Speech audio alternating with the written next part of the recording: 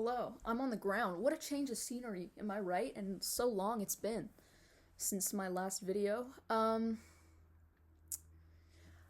listen, I know people like me aren't really expected to like the World Cup, right? Like it's just not really um you don't really think gay people watch soccer unless it's lesbians and women's soccer, which is a different story. But I've always really liked football. Like, my dad is from England. I grew up supporting Tottenham Hotspur, hold for booze, and England. And so I've been watching the World Cup consciously.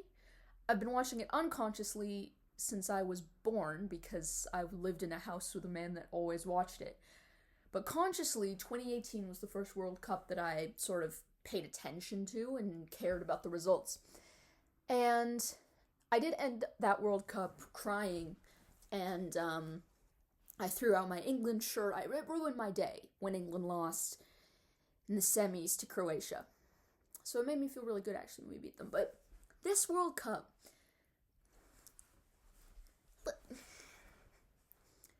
Americans need everything to be broken down in bite-sized tiny chunks for them to slurp up like they're those sickening McNuggets or something. I don't mean this to shit on Americans more than they already do. Look, they've hosted an alright World Cup. We've hosted it better in Canada. But, what the fuck is a hydration break? What is a hydration break? Because that's not what it is. You know what it is? It's an attempt to Americanize football and turn it into American football and make the American people want to watch it more because they're like, we're 2-0 down in the first quarter. Because they're splitting it up into quarters. And then, not only that, but they're shoving these water breaks full of advertisements.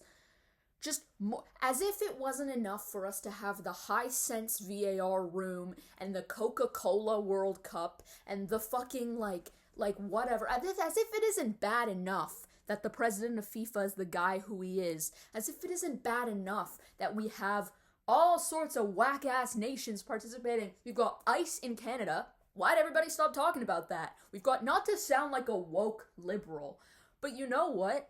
Yeah, listen, FIFA's never been a great organization, right? FIFA has never had the good of the people in mind, except maybe like for 2 years when Pele was playing, and that's maybe. But it's wild to me because we are it's called the beautiful game. It's not called the game for advertising. Why the hell is there a FanDuel advertisement or a Betway or they're all the fucking same. There's little kids watching this fucking World Cup. And I'm on TSN because I have no choice but to watch TSN, because how else am I gonna... I'm not technologically savvy. I don't know how to pirate live games. My dad does, but that's another story. I have to sit through... Okay, so it's 15 minutes at halftime, and then what? 5 minutes for a water break. 5 minutes for another water break, and God forbid I want to watch post-match analysis, because that's another fucking 15 minutes before I can get to the post-match analysis, because they need to tell me about the Toyota RAV4 hybrid, or the new deal at McDonald's.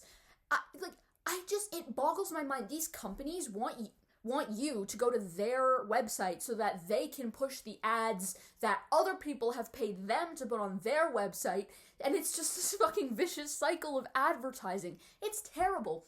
YouTube has it. Listen, I've been watching a lot of YouTube lately, and oh my goodness gracious me, it did not used to be this bad. 2 unskippable ads before almost every single video. I think every 2 videos I get it. TikTok, remember when TikTok didn't have advertisements? Does anyone else remember that? I do. I hate Instagram. I hate everything, and everyone was like, oh Ned, just stop using it. That is it's like weaning a baby with fucking heroin and then saying, why the fuck are you addicted to heroin? I've been on Instagram since I was 12 years old. I've been on the internet and social media in general since I was probably around 8 or 9. So, people my age, I'm 18. I'm going to be 19 in August. And I know, I'm youthful. But people my age are gonna. We were born. I was 4 or 5 when I got my first iPad. Because, listen, I understand that it wasn't that well known, the damage that it could do at the time, but I hesitate to believe that too much, because if I was a parent in 2012 and they were like, this is a magical box with all the information in the world, and we're gonna put it in the hands of your grubby little kid, and you have to make sure that they don't stumble upon torture porn when they're 7 years old, and it will permanently reroute their mind forever. That's not, it's ridiculous.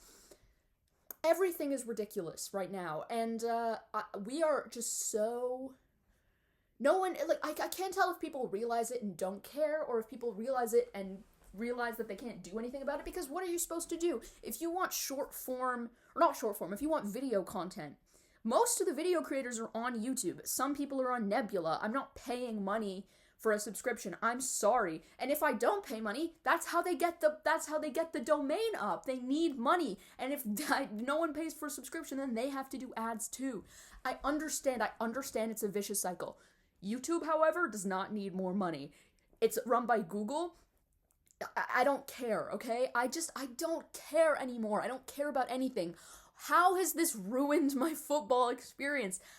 Look, it hasn't ruined it completely. I still get a kick out of it, right? But there's just something sour about it. There's just something peculiar and anger-inducing. I don't like it very much.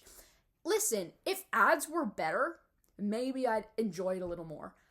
Ads suck. You ever watch an ad from back in the 60s or 70s and it's just so, look, it was an ad. Ads are still ads. But regardless of it being an ad, it had substance, it had soul. You could tell a creative director was like, I've got an idea about this. And they had an idea and they put it into action. It had a level of art to it that people don't, nowadays it's, buy one, buy it now, buy this now. You have to buy this now or your life is over. Everyone else is buying this. Don't you want to buy this? Listen, I don't get freaky AI ads because I block them, but I was on my mother's phone because she was showing me kitten videos, and she gets an ad for this thing called Pocket, I think is what it's called, and it's like I think it's an AI in a box. You press it, and it's constantly recording you. No one is concerned about the privacy implications of that. I don't understand. I don't get it. I don't get a lot of these things. I don't know. I don't know how other people aren't really up in arms about it. I know the British don't really like it. My family back in the UK doesn't really like it. I don't like it. I think it's stupid. If you've gained anything from the 2 videos, this is my second one, from these 2 videos that are on my channel, it's that I hate everything, apparently. I don't like anything. One day, maybe I'll make a video where I'm like, this is a thing I really like. I should do something about movies. Anyway, I had to get this out of me because it's been building up, this vicious anger, this, I don't want to even call it anti-capitalist because that's such a buzzword and that's such a lame way of describing it. It's so much more than that. It's it's sort of anti, there's no word strong enough. Anti-material, I suppose. And is that hypocritical of me to say if I live in a material world? Is it hypocritical to say if I am a material girl? Maybe. But I don't understand. I don't know whose idea it was. I basically want everyone at FIFA to spontaneously combust. Right? That's my goal. That's my number one goal. And yeah, I don't know. First of all, this isn't even talking about where the 2018 and 2022 World Cups were held. Russia and Qatar. 2030 World Cup is going to be held in North Korea, guys. 2030 World Cup, Tel Aviv. Be there or be square. What kind of, because it's all lobbying, right? It's just another form of politics. You have to go and you pay FIFA however much you pay, and then they say, okay, you can have the World Cup in your country. And no one cares about human rights abuses, and fans can get kicked out for waving pride flags, and we're just going to turn a blind eye to everything that's happening. It's just so wild to me. It's so wild and frustrating, and I just want them all to explode, basically. I live in Toronto, right? I'm at the epicenter of where some of the matches are being played. And here, in between the people, it's different. When you're actually on the ground, when you're not watching it from a television screen, you're seeing fans going to and from the game. You're seeing German tourists bumbling on the sidewalk because for some reason, I thought they were supposed to be quick and efficient. They can't go anywhere fast, and it's pissing me off. I don't know what's going on. Anyway, tangent. But fans dancing in the streets, and I think it's fun. It's so lovely. This is already a diverse city. This is the best city to host a World Cup, one of the best, similar to New York, because we're so steeped in multiculturalism that there will be a fan base for any team that comes here. Seychelles they're not playing in this World Cup, but Cote d'Ivoire could come here, and they would have a pretty sizable amount of Ivorians already living here. But it's all sort of being soured, at least on the internet, at least in television, by these conglomerates, these media conglomerates, these advertising conglomerates, by the brands and the corporations who want to turn this into something soulless. They want to turn this into something monetizable.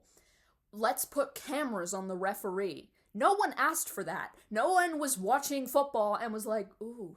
You know what would make this a lot better? If they had the ref running around with a GoPro and Meta Ray-Bans and making everything, that's what's missing from this game. No! You know what's missing? Adequate funding for freaking low-income teams.